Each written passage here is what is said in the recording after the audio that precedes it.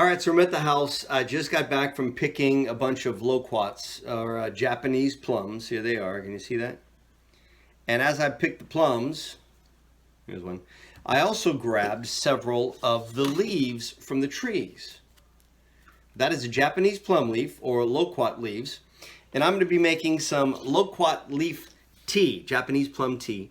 And they say that it's got great health benefits. I just like the way it tastes because I add a little bit of Hobo's honey.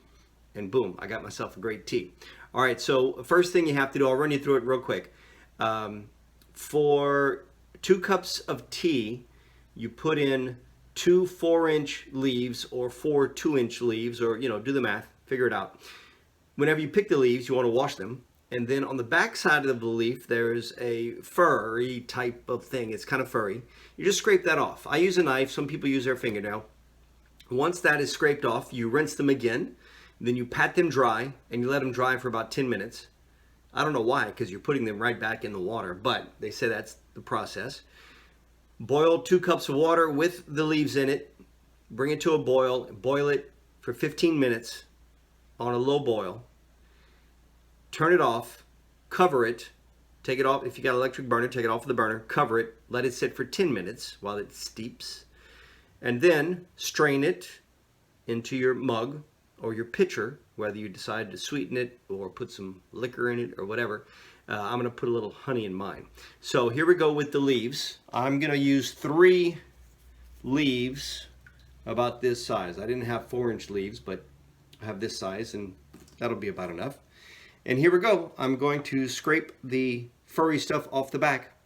Again, I use a pocket knife, and I just take it and scrape it along the leaf like that, kind of gently, because you don't want to grab the leaf and tear the leaf.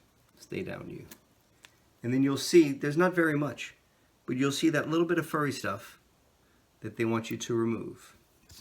So let's do this side.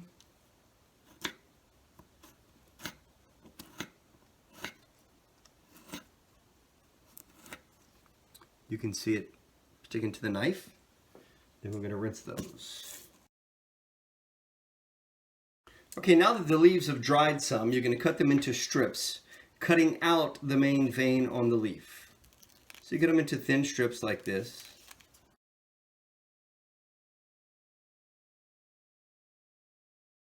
All right, now that our water is starting to boil, you can see the steam coming there. I already threw in the leaves. Bring it to a boil, turn the heat down so it's a slow boil, and you let it boil for about 15 minutes. Then again, shut it off, take it off the heat, cover it, let it steep for 10 minutes.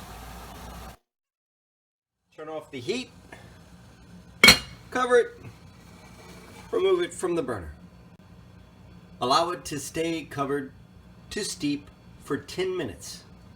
All right, now that your timer's up, remove the cover. The dogs are ready. The dogs are so ready for this tea. And then you strain your tea. I use a coffee filter to strain it. The leaves kind of stayed in the pan, but that's okay. And then your loquat tea is this color. And it's delicious.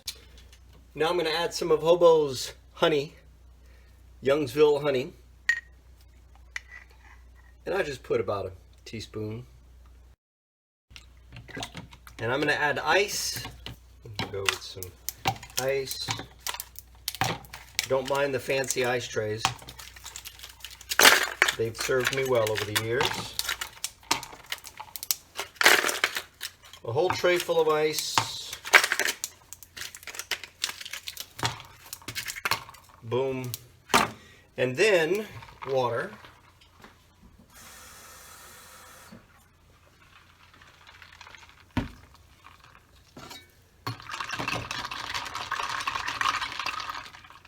There you go. Homemade iced loquat tea. Now you can drink it hot. You can make it a toddy with whatever liquor you want.